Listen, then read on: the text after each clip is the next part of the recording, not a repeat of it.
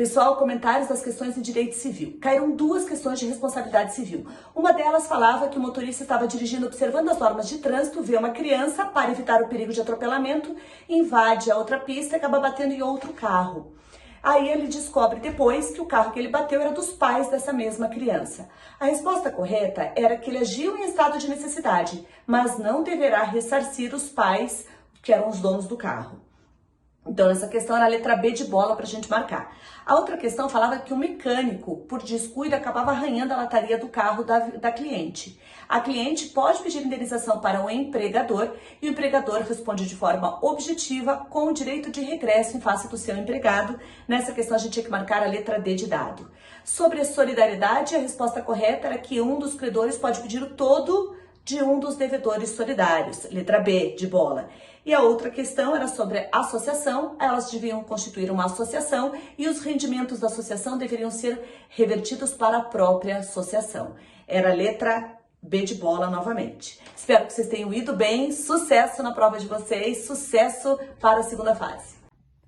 E aí, meus queridos alunos e alunas do curso jurídico desse Brasilzão inteiro, espero que vocês tenham ido muito bem na prova e vamos aí então fazer esses breves comentários iniciais das duas questões que caíram da professora Fernanda Pinheiro lá. Direito das famílias, questão de guarda, e é cível, questão de adoção. Lembra a questão da guarda? Foi dado no curso completo. A Rodolfo e a Marília estavam se divorciando, tinham seu filho Leonardo e ambos apresentavam condições de exercer a guarda dos filhos e ambos queriam exercer a guarda. Quando ambos querem exercer e ambos têm a condição, o juiz deve fixar a guarda compartilhada, ainda que não exista acordo entre as partes. Portanto, essa era a resposta. E a questão de adoção, lembra que eu falei que a adoção é figurinha carimbada, a OAB adora. Gente, não deu outra, caiu. Lembra que com a adoção a gente perde os vínculos com a família biológica, salvo para fins de impedimentos. Mas aqui, quando a criança foi adotada pelo casal, o fato do casal falecer não faz restaurar o poder familiar para a família biológica. Portanto, essa era a resposta. Com a adoção, com a morte dos pais, não se faz restaurar o poder familiar para a família biológica. Espero que tenha dado tudo certo, ficamos à disposição de vocês para o que vocês quiserem e esperamos aqui vocês na segunda fase da OAB no curso jurídico. Beijo grande, que Deus os abençoe. Olá pessoal, tratando aqui da questão do Estatuto da Criança e Adolescente, que o médico colocou o nome José na pulseira de identificação do bebê de Maria. Depois, de forma aleatória, sem ter certeza, entrega um bebê, também com o nome José, para Maria amamentar. Como não se tinha certeza, a resposta correta é que é crime previsto no Estatuto da Criança e do Adolescente, tá? A conduta do médico deixar identificar corretamente o neonato e a parturiente. Artigo 229 do ECA. Tamo junto, rumo à aprovação, moçada. E aí pessoal, tudo bem? Antônio Kozikowski aqui, trazendo comentários sobre a prova de Direito Constitucional do 36º Exame de Ordem.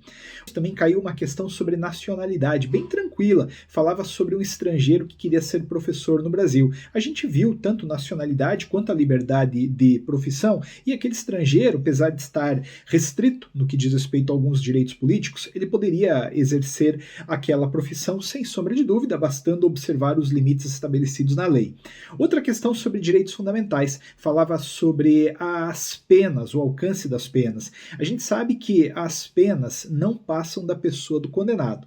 Contudo, a pena de perdimento de bens e a obrigação de reparar o dano podem passar para os sucessores no limite do patrimônio transferido. Então, naquela questão, a multa não podia ser passada para os sucessores. No entanto, aquela outra pena, a obrigação de reparar o dano, poderia ser passada. Além disso, pessoal, uma questão sobre ação direta de inconstitucionalidade por omissão. A gente viu que quando o Supremo julga procedente o pedido numa ADO, ele não determina como vai ser exercitado o direito, ele não fixa prazo prazo também para o Poder Legislativo criar a norma. Ele simplesmente pede, sem fixar prazo, para que o Congresso adote as providências cabíveis. Esta era a resposta, portanto. Mas não foi só uma questão de controle. Eu falei que esta prova ia ser a prova do controle, né? Caíram duas questões de controle. Uma outra questão sobre a DEI. Falava que o governador poderia ajuizar uma ação direta de inconstitucionalidade. Sim, tratava-se de uma lei do próprio Estado, trazia essa lei um vício de iniciativa, a pertinência temática estava presente, portanto,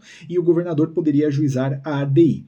E além de duas questões de controle, caíram duas de remédios constitucionais, né? Uma sobre habeas data e outra sobre ação popular.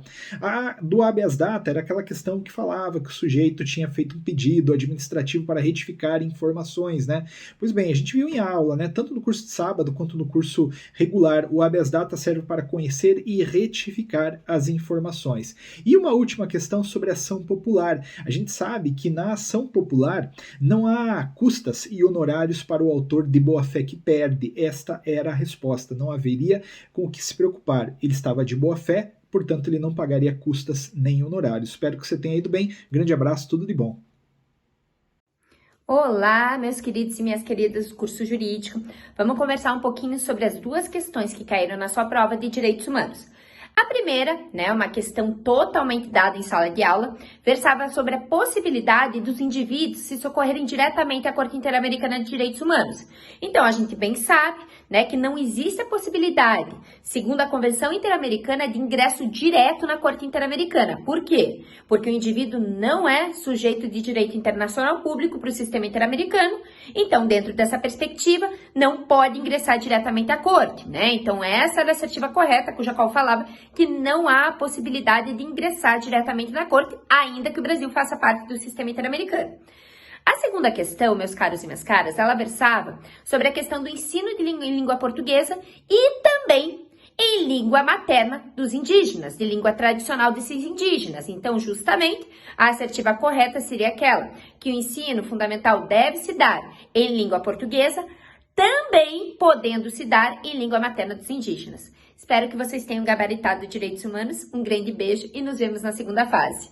Olá, pessoal! Vamos conversar um pouquinho sobre a sua prova de Direito Internacional. Caíram, conforme esperado, duas questões, né? Duas questões vistas em sala, felizmente.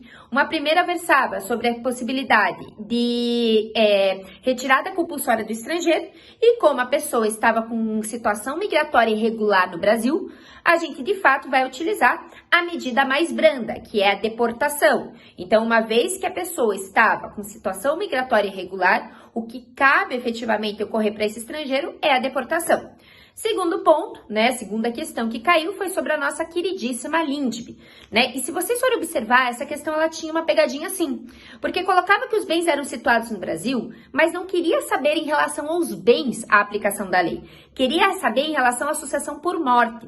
A sucessão por morte, ela é regulamentada segundo a lei do falecido, a lei do domicílio do falecido. E como esse falecido morava em Portugal, então era a lei portuguesa, né, que iria reger a sucessão por morte. Dito isso, né, espero que vocês tenham gabaritado e nos vemos no jurídico na segunda fase. Um grande beijo.